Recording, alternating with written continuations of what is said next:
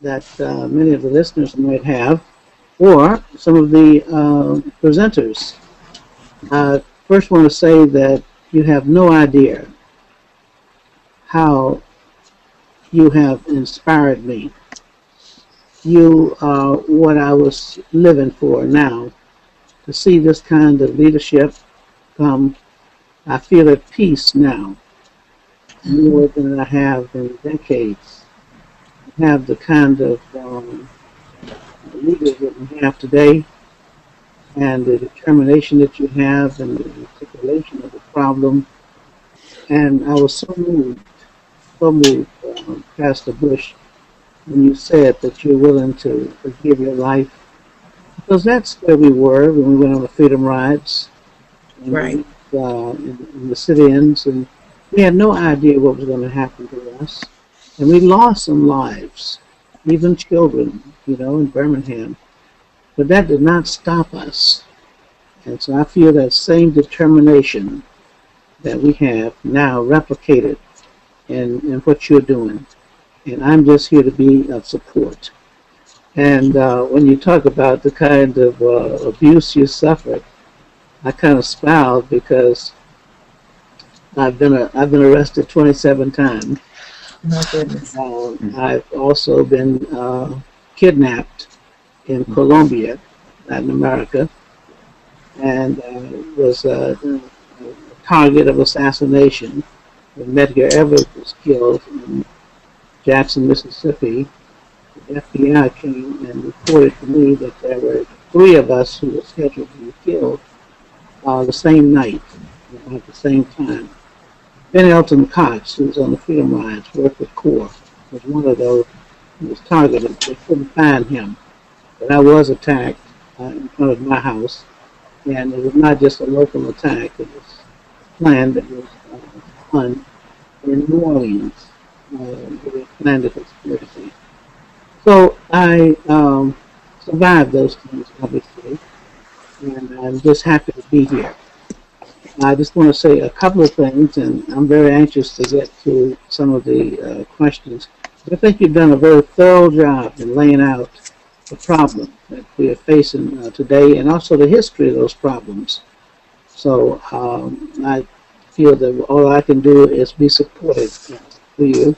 And I'm available to do any training or workshops or panels because I am just inspired by you. And this is what Dr. King had in mind, by the way. He had you in mind, that this should be a continuation, not just simply a history lesson of what happened in the past. How do we respond to violence today in our own communities and throughout our country and throughout the world? You represent now the global manifestation of nonviolence. And I am here to be of any support. I'm also the board chair of the Southern Christian Leadership Conference, and SCLC organization is here for you and with you. And we stand not behind you, we stand with you.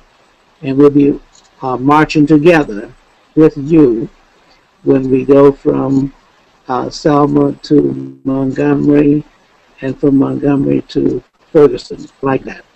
And can we go to the next slide too then? Because Yeah. that talks about that. Okay. On a conceptual basis, what we wanted to do is help people put this into some broader universal context. First of all, the march was a way of protesting. And that's your way of speaking out against the injustices that you see. So when they stop you from protesting, the purpose is to stop your voice from speaking out. And when you organize as a group, you have a united voice, not just one person making a speech, but you have people who are using their feet, okay, to get the message across. There's a message in the march. Now, to stop you from getting your message across is a way of repressing you and forcing you back into the state of silence. Oppression cannot exist as if people are not silent. Mm. So they have to shut your voice down. That's why they use a noose to hang you by the neck, because they wanted to stop you from speaking out. They wanted to show how to cut your breath off. But if you cut your breath off, it means that people have to speak. So that noose around your neck has all to do with shutting your mouth and your voice. I can't breathe.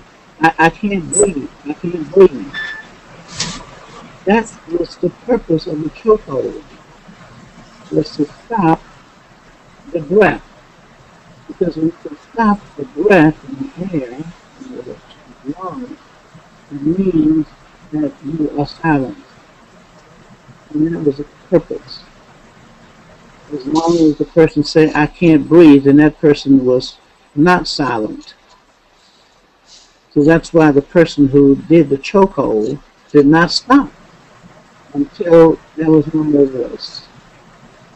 With your First Amendment rights, freedom of speech is a thing that we have to preserve. And we must stand for it. That's what I like about what I see with Ferguson. We take it all over. And that is the idea that we are encouraging people to speak out. As long as you are silent, and that means you cooperate with the system. And that's what I found when I went to Selma the first time. God the project. The people were silent. In fact, they told others to shut up. And that's the purpose, is to convince people that nothing can be done, that you're wasting your time. And then what happens is they start convincing other people. You might as well shut up because nothing's going to happen. You're going to stick your neck out, you're going to get it cut off, and for what purpose? Nothing will happen. That's the purpose of stopping your First Amendment rights. To convince you that there's nothing you can do about it. In fact, you can't even complain about it. Silent suffering is the state of oppression.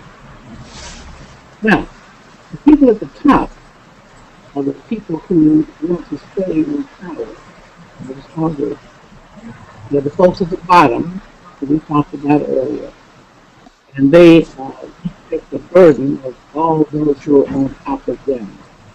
They are crushed to the earth because of the weight of the power structure. Now, once the bottom begins to move, this whole idea of the boycott,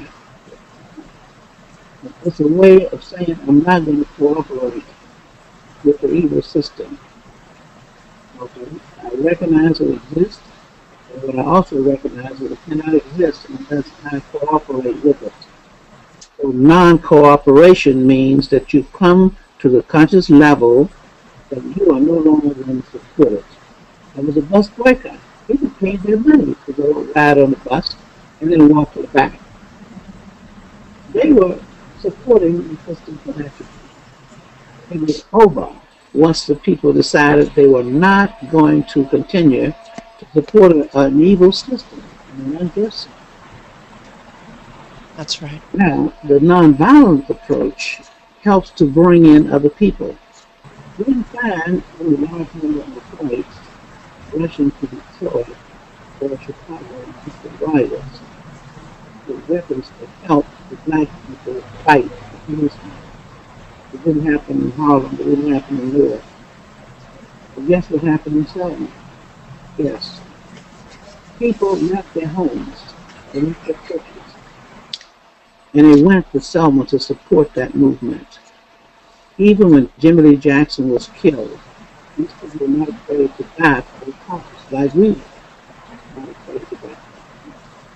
So So when the middle begins to move with the bottom, then the top has nowhere to stand and no one to stand on. That's right. The only reason why the top was able to stand because there's a middle and a bottom. Martin Luther King talked about that silent equality.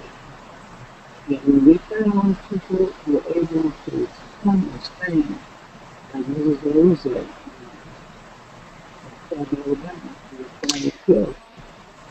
I had the opportunity to ride in that same car with her because she would drive people wherever they had to go. And she drove me from Birmingham to Selma because I couldn't get a plane into Montgomery. So it's important that we appeal to the masses, to other people. And that's what the March on Washington was all about, and that's what this March in Selma was all about, because there were many people who were suffering. Now, the whole business of segregation, it has a theoretical basis. Why separate people from each other in housing, in school, okay, in public facilities? Well, they don't want people to communicate with each other because being together and sitting down together implies socially part of it. Once people start talking to and communicating with each other, they found that they have more in common than the differences.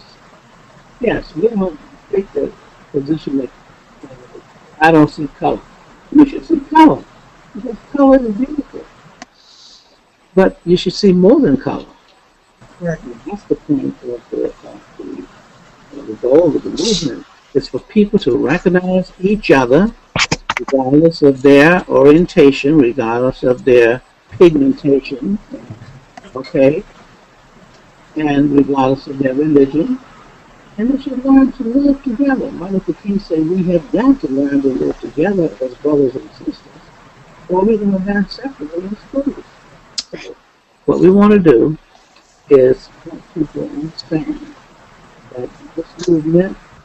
Dr. Lafayette, if I may interrupt, we get some information that people cannot hear you too well. So if you can maybe just lean over a bit to your computer and then say again some of the concluding remarks, and then we can entertain questions from the audience.